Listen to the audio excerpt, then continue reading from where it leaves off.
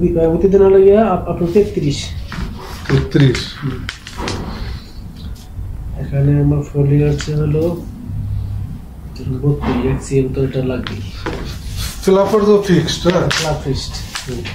তারপরে 40 থেকে 42, 40 থেকে 42 লেন্থ হবে, লেন্থ ছিল 43। ও উইথে বাড়বে। উইথে আমার এখানে আছে হলো 36।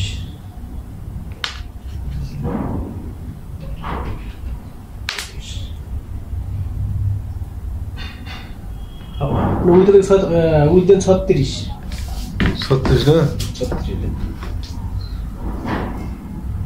36 তো টাইট হয়, সমস্যা নেই, 36। আবার এটা বড় সাইজটা, তো সব বড় সাইজ।